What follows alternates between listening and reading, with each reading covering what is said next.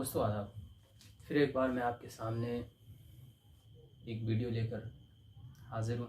आज की इस वीडियो में मैं इज़राइल और फ़िलिस्तीन के बीच चल रही कॉन्फ्लिक्ट के बारे में ब्रीफली हिस्ट्री को जानने की कोशिश करेंगे। बीते दिनों आपने देखा होगा किस तरह इज़राइल फ़ोर्स मस्जिद अल-अक्सा के अंदर आतंक मचाती है, फिर अंदर इकट्ठे नमाजियों को पर हमला किया जाता है, उन पर स्टन ग्रेनेड छोड़ा जाता है, रबर पैलेट्स छोड़े जाते हैं जिसमें 300 से ज़्यादा लोग घायल हो जाते हैं। और इसके बाद से ही पूरी दुनिया में लोग गुस्से में आ जाते हैं।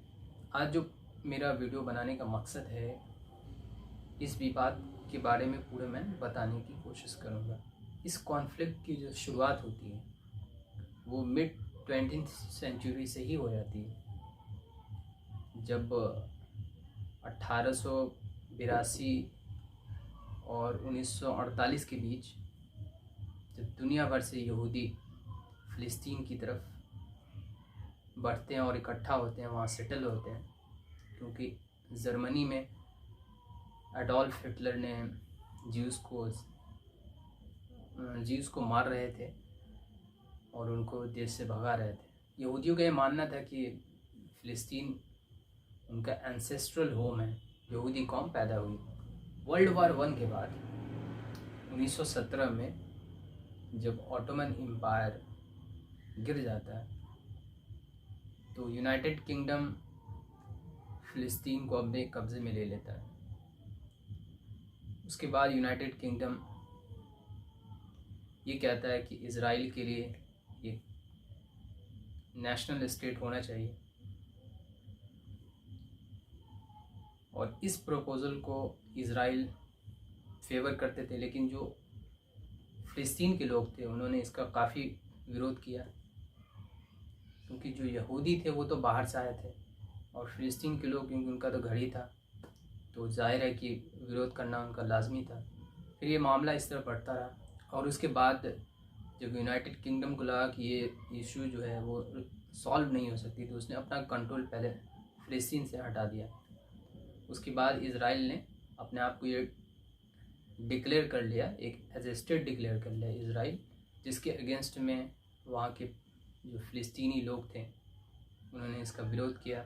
इसका रिज़ल्ट ये हुआ कि जंग स्टार्ट हो गई, यहूदी फ़िलिस्तीनियों को भगाने लगे फ़िलिस्तीन से। आसपास के जितने भी अरब कंट्रीज़ के लोग उन्होंने भी काफ़ी विरोध जताया और सपोर्ट में खड़े हो गए, जिसमें अरब कंट्रीज़ के लोगों ने इज़राइल के अंदर इन्वेड किया, लेकिन इज़राइल फोर्सेस ने उनको आने नहीं दिया और बहुत ही बुरी तरीके से उनको बाहर कर दिया। फिर इसके बाद जंग जो है ख़त्म हुई और पीस एग्रीमेंट हुआ। फिर इसके बाद 1967 में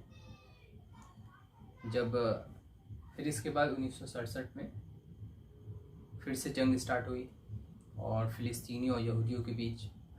उसमें यहूदियों ने जो जंग हुई थी वो 6 दिनों की जंग थी, 6 डेज़ की, और इस जंग में अरब कंट्रीज़ की हार हुई, जिसमें उसने वेस्ट बैंक और फिर जेरूसलम को भी कब्ज़े में ले लिया। और तब से अब तक जो जेरूसलम का भी जो विवाद चल रहा है वो तब से अब तक इज़राइल के कब्ज़े में है। और यही वजह है कि आज भी वहाँ अक्सर जो है विवाद होता रहता है। इज़राइल फोर्स टॉर्चर करती है फ़िलिस्तीनियों को। इज़राइल यहूदी जो अपना ऑक्यूपेशन जो है, सेटलमेंट बढ़ाती, जिससे फ़िलिस्तीनियों को यह डर है कि इज़राइल कहीं कब्ज़ा न कर ले। इस वजह से वहाँ एजिटेशन हो रहा है। और जितना मुझे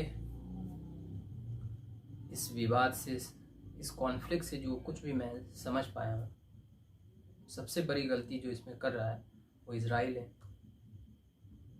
इज़राइल अपनी हठधर्मी पे उतरा हुआ है, क्योंकि उसकी पॉलिसी ये है कि इज़राइल जो है एक्सपेंड करना चाहता है, अपने एरिया को एक्सपेंड करना चाहता है।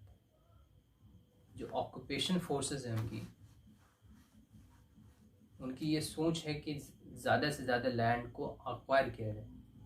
मुझे उम्मीद है कि आप इस वीडियो से जो पूरा मामला है उसको समझ पाए होंगे। हमने ज़्यादा डिटेल में इसको नहीं बताया क्योंकि बहुत इसको ब्रीफली में ही समझाना था, तो इसीलिए हमने ब्रीफ में ही बनाया, एक छोटी वीडियो को बनाने का मकसद। और आप ये समझ गए होंगे कि आज जो इज़राइल और फ़िलिस्तीन के बीच जो कॉन्फ्लिक्ट चल रहा है वो इसकी वजह क्या है और इसमें सबसे बड़ा ज़िम्मेदार कौन है। अगर आप मेरे इस चैनल पे नए हैं तो प्लीज़ सब्सक्राइब कीजिए, एटलीस्ट मेरे वीडियो को ज़रूर लाइक कर दें।